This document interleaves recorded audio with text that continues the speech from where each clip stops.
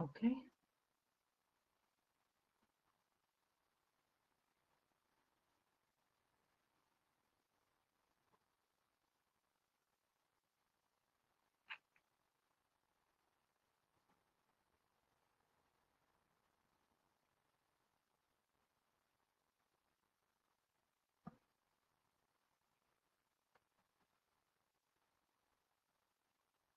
Hello, I see two people. How are you? Three? Great. Hi, Gara. Okay, cool. Um, how's everybody? We'll give it a minute and then rock and roll. Okay. Can you hear me? Gary, can you hear me okay?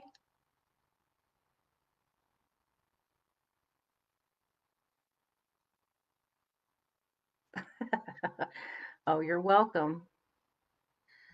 Yeah, I compete with football. Did you win? Did the Cowboys win? Okay, good. I'm a Vikings fan. Mike and Josh are both Vikings fans. So, and purple. So there's that.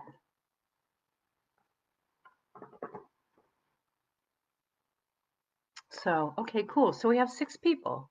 Eight. Okay, awesome. Uh, we won. Okay, awesome.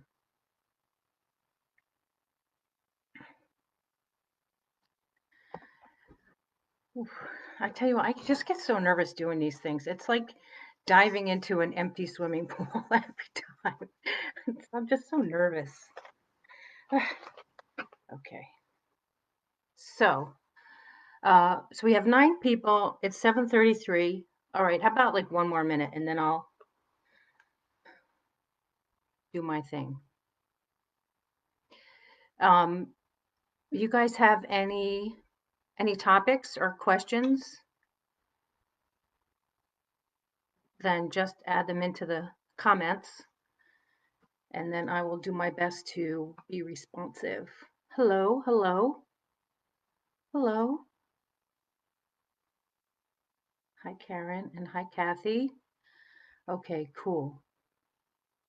I think what I'm going to do is I'm going to respond to the comments, but I'm not going to say people's names because this is public.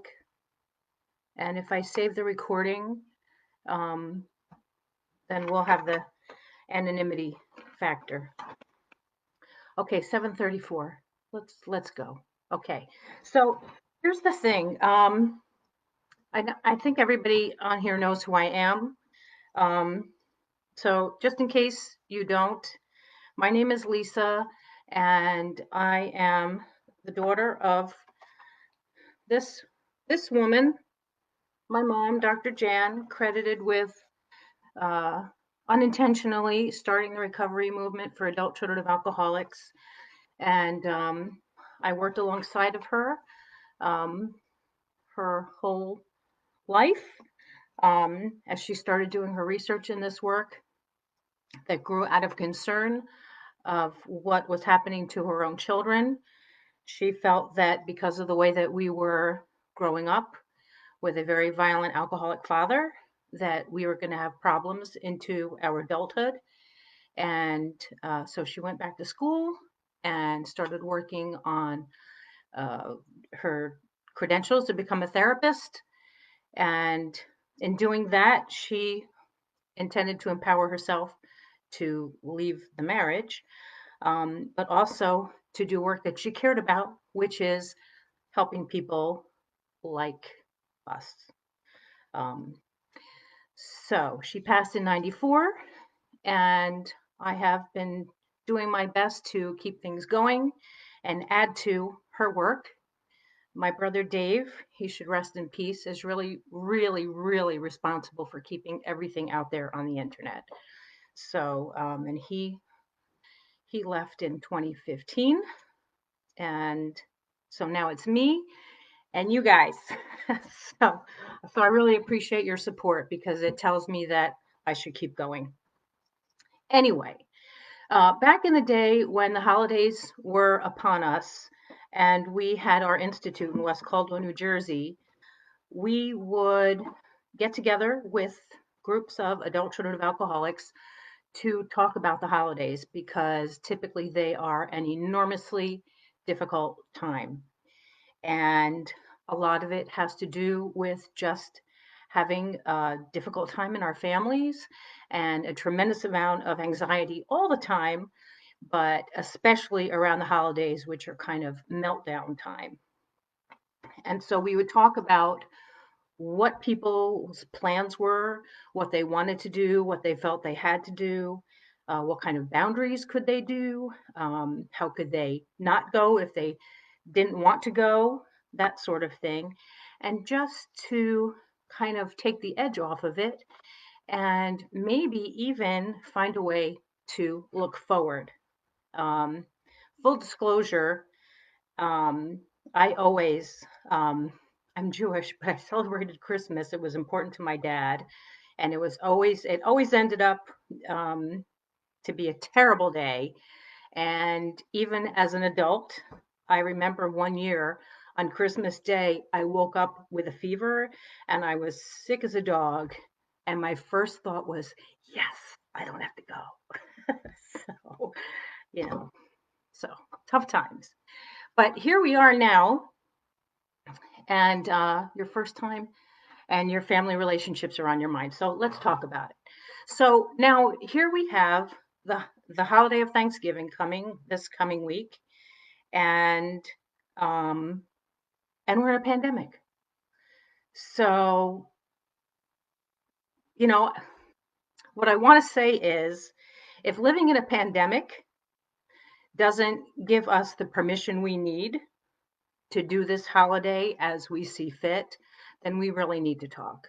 So Um, you can let me know in the comments if this is you. Like, even in the face of a pandemic, are you still having trouble saying, no, I'm not comfortable doing this or going here? Do you still feel like you have to please other people? Do you still feel like you are worried about confrontations that might come if you um, disappoint people or don't live up to their expectations? Because I want you to know that it's a terrible time. Don't get me wrong, this is like a nightmare. However, it's also an opportunity, and it's an opportunity for us all to take care of ourselves and practice our boundaries. And unfortunately, maybe for you, like for me, sometimes it takes these situations where I am really pushed up against the wall for me to do what I need to do. So I was thinking, no, not you, Josh, right? Josh is cool. Um, so that's why I wanted to come on tonight and talk about this, see where everybody's at.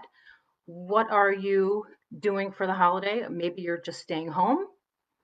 Maybe you are staying home and there are people upset at you for staying home.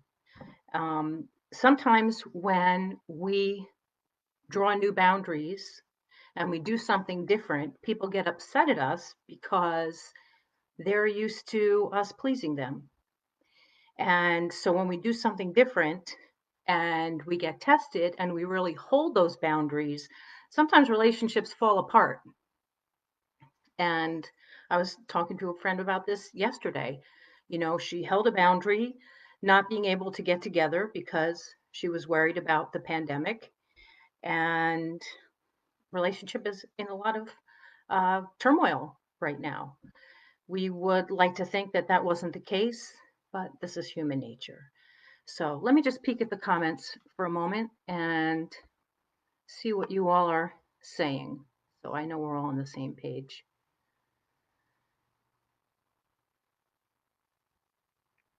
Okay.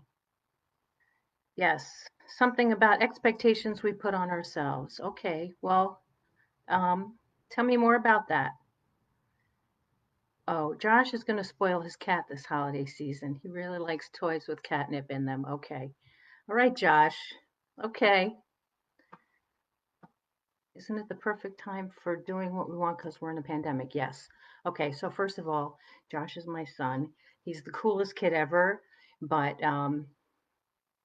he's causing a little trouble here, so that's what that's about. Um, so yes, it is the perfect time for doing what we want to do because we're in a pandemic. So I don't know what you're doing. I'm going to. I got tested the other day, and I'm going to go see my dad um, because he needs to be seen, and hoping that I'm going to be able to see um, some other family in a safe way because it is a holiday, but wanting to do the right thing. So, so boundaries. What kind of boundaries, if you are going to see family, what kind of boundaries might you need? Um, you can set your boundaries ahead of time, right? You let people know I have to leave at 5 o'clock, no matter what. You let them know ahead of time that this is what you're going to be doing. You're going to be arriving at such and such a time, and you're going to be leaving at such and such a time. Maybe keep it short and sweet. Maybe that's something you have to do. Or maybe this year you have to say, I'm not able to travel this year. Why not? Because I just can't. Why not? Because I'm not comfortable with it. Sometimes people are going to test you and you're going to have to stay there. Um, and then the other part of it is that sometimes we have this expectation that it's going to be a crisis and it's going to be uncomfortable and there are going to be problems. And we might just plan for a very nice time and leave it at that. We are wired for crisis mode. We're wired for that, what I call the comfort zone of tension. That's kind of where our wheelhouse is. That's why a lot of us are healthcare workers, we're in helping professions, this sort of thing. We are used to this comfort zone of um, of managing problems, managing crisis, and kind of operating at a certain level of tension. Um, but we're a little older now and we're getting a little burned out on that. So maybe we can recognize that it's really our nervous system and old habits that are keeping us in this worry mode, and the glass is half empty. And maybe we can try to kind of reframe and change our thinking to expect better and just relax and be able to speak our needs and say and do what we need to do. As I say what you mean, but don't say it mean, and and let it be just like that. So, um, and I did mention that sometimes people will be surprised, maybe offended by this change in you, right? You've heard people say, well, I started taking better care of myself and now everybody thinks I'm a bitch, right? People have said that. No, that's not it. They're just not used to you taking care of yourself, and they're not aware of how much it has taken for you to get to this point where you're addressing your own needs instead of twisting yourself inside out for other people. Yes. I find myself becoming less and less tolerant of turmoil as I get older. Yeah, it's true. Yep, I agree. Um, so something that people say to me a lot is that, like, here we are, we're doing all this work on ourselves and we're evolving and we're healing and all of this, and we don't want to get into the family thing because we're going to get sucked down the same old drain all over again. And what I want to say to that is that it's my hope that I'm not the only person working on myself. I'm not the only person trying to be better and have better relationships and be more insightful and evolved, etc. Right? I like to make the assumption that we're all on this kind of journey, that everybody wants a better life, that everybody wants to have better relationships. Now, not all the time, right? Some people you meet and you'll say, okay, I'll give it another try, and you're with them for 30 seconds and you go, at same shit, different day, and that's that. And that's okay. I just encourage you, to take the temperature every once in a while. Why is this saying restart your device? Wait a minute. Not now. Okay. Whew. Okay, wait a second. Now everything got small. Hold on, you guys. Oh, right. Everything's going to be really small now. That's what we're doing. Okay. Okay, well, now I can't see anything, you guys.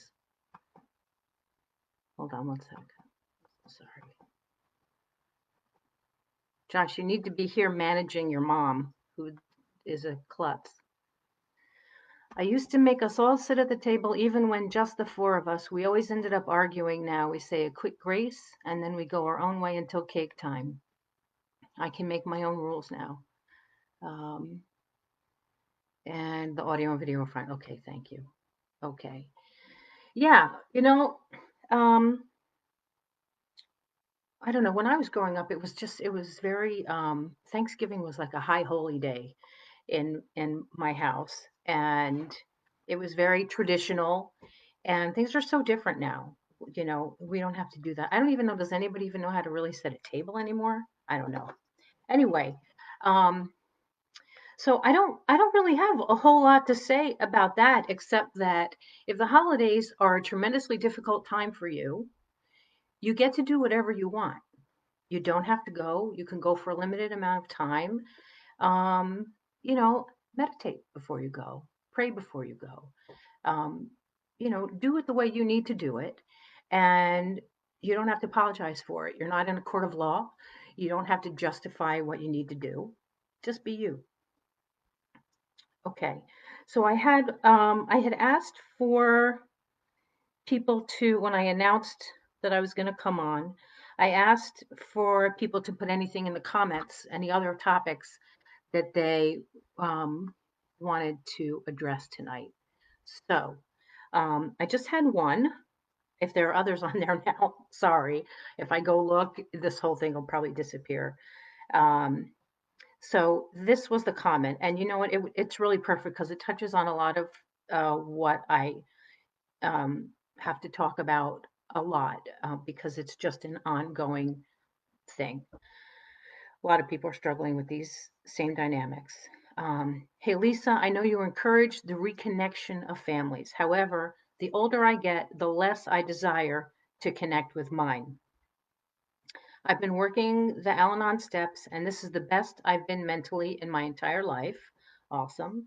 Aside from the occasional anger over some experiences with them, I do not hold any bitterness. I feel like I won't have any regrets.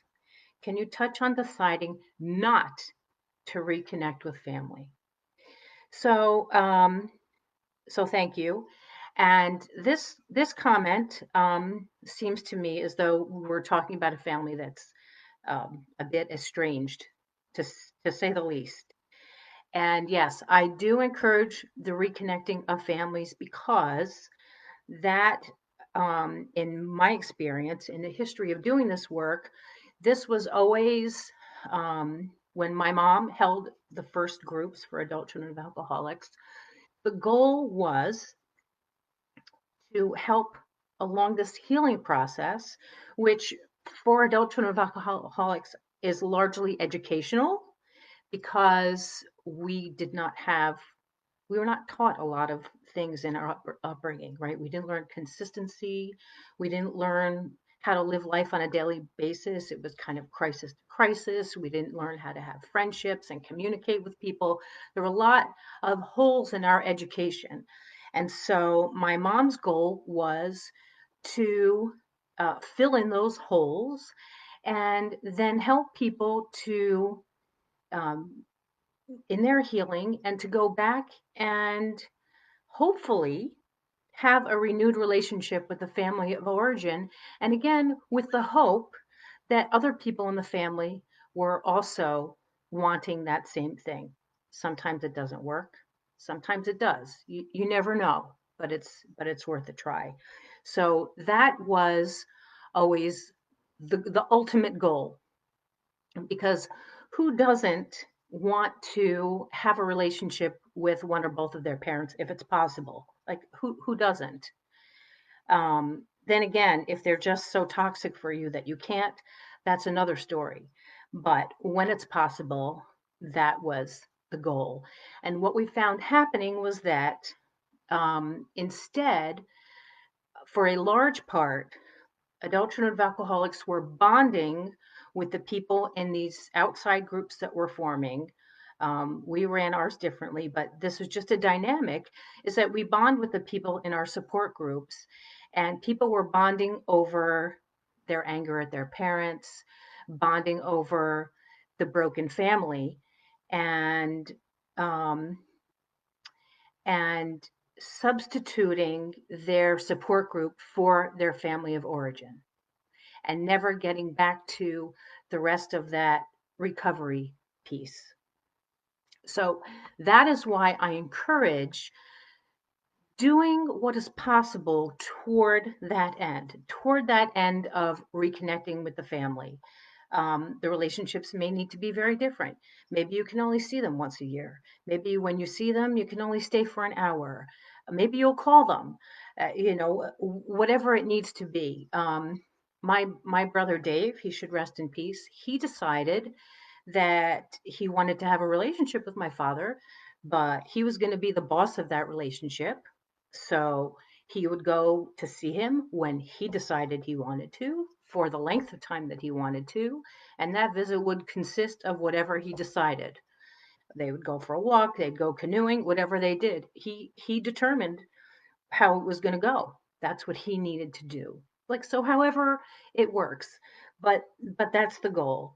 Um, we're not living forever. So this person here mentioned that they're not really interested in getting back together with the family of origin, and feels like they won't have any regrets. And that really hits home, because that's a lot of the point, isn't it? We don't want to have regrets.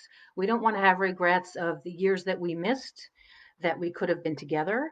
We don't want to have regrets that our family members are maybe going to pass away, and we're going to have unresolved feelings because we should have, we could have, whatever. Um, you know, so sometimes it's worth it to have something, instead of this kind of all or nothing, black and white, like you're dead to me or you're driving me completely insane. We're looking for a middle way. We're looking for something that will work.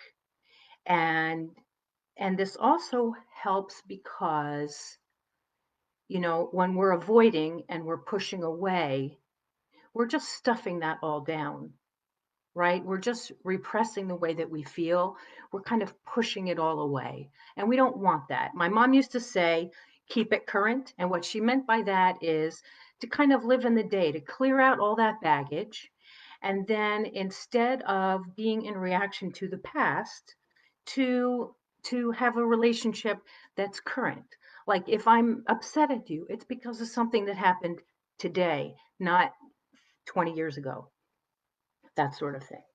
Anyway, so can you touch on deciding not to reconnect with family? Of course, it's a choice. It's whatever you need it to be. I'm just encouraging you, because I feel like that's my job, is to encourage you to just go take the temperature every once in a while. If you have a relationship that's totally estranged and you feel like picking up the phone is a giant confrontation, maybe just think, you know what? It's not a giant confrontation. That's the way I feel inside. That doesn't mean that's what it is, right? So I'm going to take a few deep breaths. I'm going to just call to say hello, stay on the phone for a minute or two, and say goodbye. We can do that. The rest of this message says, also, I feel like Al Anon can either pull you closer to your family or pull you away, possibly permanently from them, in order to heal. I feel like the steps pulled me away from them for the better. Now, what I loved about this, and thank you for this because you gave me a lot to work with here. Um, the part of this that says, I feel like Al Anon can either pull you closer to your family or pull you away from them in order to heal. Now, a lot of ACOAs are in self help groups where no contact is encouraged. I My question about that is to what end? To what end? Now, if you're dealing with somebody, a domestic abuser, no contact is that's what you have to do, right? You can't have that. You can't have an abuser in your life. I'm not talking about that. I'm talking about, um, you know, they drive you crazy is different than, or they trigger you is different than being abused. Um, and so when there's a decision made to go no contact, what I am proposing is that during that time of no contact, we are working to accomplish something, right? We are taking that time away because we can't work on our own healing while we're in a situation that is triggering us, right? We need some space and time. And you can even say to your family, you know what? You're not going to hear from me for a month or two, or maybe longer, because I have some personal things I need to take care of, and this is what I need to do. You can communicate that if you want to or not, whatever. But the whole idea of no contact, in my view, is toward a goal of using that time for something. Okay. And I can't stress that enough. So, uh, blah, blah, blah, blah, blah, blah, blah, blah, blah. Okay. So I said all that stuff. And are you avoiding confrontation or are they really toxic? Right. So we have to weigh this out because, like I mentioned before, our our body chemistry, right? We are wired for this stress. So sometimes, for example, um, I've I've had clients that would call me and they would say they'd be in a panic attack, but they didn't know why, right? Something triggered something, and here they are, they're in a meltdown, and they don't know why, right? And so the point is, right, we do a reality check. Is there anything happening? Did something happen? No. I mean, maybe something happened. Maybe somebody looked at me the wrong way, right? That could be enough, right? It would trigger all my self-esteem stuff or whatever, right? In reality, nothing has happened to cause me to have this big reaction. And this has to do with just our early, growing up in crisis. And also, I feel like some of us were maybe even born with PTSD. I mean, that might sound far out, but I hear more and more people saying this, and I feel like it's true for me because I cannot remember ever not having anxiety. So I just think that's the way that I'm wired, and that the way we feel inside and the way that we think about things and react emotionally, it's all tied together. Safe contact, yes. Right, safe contact, which is boundaries, right? I mean, safe in what sense? Safe in the sense that I'm emotionally safe, right? You're not going to shame me, you're not going to humiliate me, you're not going to, put me on the defensive, make me feel like I have to defend myself, put me down in front of other people, um, etc. Or if you mean safe, like physically safe, like I said, like we don't put ourselves in these situations. Um, I've had success reconnecting with certain family members by managing my expectations. That's amazing. That's amazing because that's taking a very kind of a moderate road, right? Um, what do they say? Expectations are premeditated resentments or premeditated disappointments. Both. Okay. So what else, you guys? I mean, I didn't really. Um, didn't really have a lot of content planned. I really wanted to hear from you what you wanted to talk about, what you needed to talk about. I want you to have, I mean, it's going to be a weird holiday no matter what we do. Um, if you're staying home and maybe you're even going to be alone, I just want you to know that's okay. You know, we can sit with ourselves today. And this is, again, terrible time, but a big opportunity for us to, um, you know, to take this downtime, this time to ourselves, to really get comfortable in our own skin. What if your family doesn't include you? They don't invite you for the holidays. They have said that they don't think of me. Why would I want to check back in with them? Okay, yeah, well, that sounds hurtful. Um, I mean, I don't know what has gone on in your family. Um, you know, I am a mediator if you would ever want me to help you talk to your family. Um, but if they don't include you and they're not thinking of you, then maybe you want to plan your own holiday. Um, you know, I personally, when I feel the way that you feel, I don't want to ever feel like I'm pushing myself on somebody. I want to go where I'm loved and where I'm wanted. And I've in the past kind of forced relationships that weren't meant to be. And um, that's on me. I mean, it is painful, but I think it's important to also look at the truth of what a situation is and what I'm doing, how I'm handling it within myself, and not to let these situations determine how I feel about myself. So, and I'm really sorry. That sounds like that sucks. That really does suck. But again, I don't know what's gone on in your family, but if you want to have a private chat sometime, um, you know, that'd be that'd be completely fine. Um, I'm trying to I'm trying to scroll. Oh, here it goes. Okay. Let me just go back up here, see if I missed something.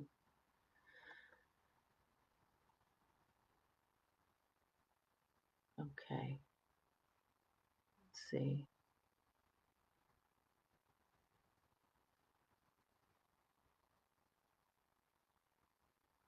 Okay, yeah, I think we went over everything. Um, you know, there are also,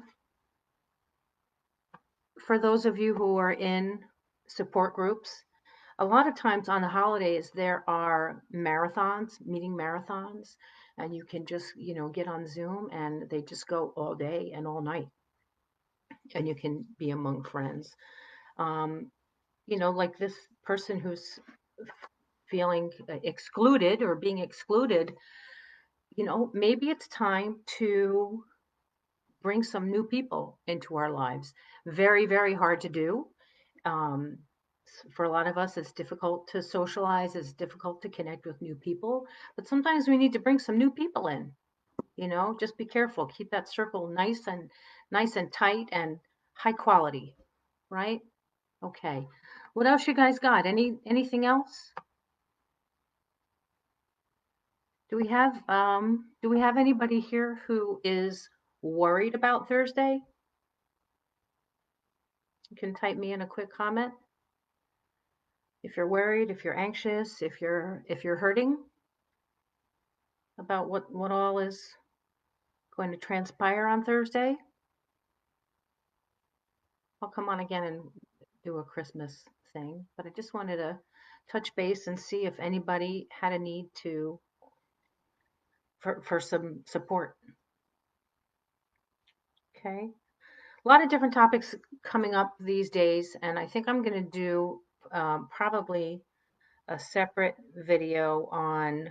Um, well, a lot of people are asking about shame, and so just I'll tell you in a sound bite that probably going to do a video and just talk about how um, something that I've come to believe is that when we feel that way, that we're carrying something that belongs to the person that caused it. Um, so we'll be talking more about that at another time. Anybody else? Nada? Okay, you guys. Well, um, thank you everybody for coming. I appreciate it very much. And thank you for sticking around. And please just let me know if there are any topics you have, any questions you have, and if anybody needs to have a private chat. You can either book an appointment through my website, or just send me a private message if you just want to have a quick chat. Okay. All right. Have a whatever you do, have a great time. Know that you are doing so much better than you might think you are, and we will get back together soon. Okay? All right. Thanks, everybody.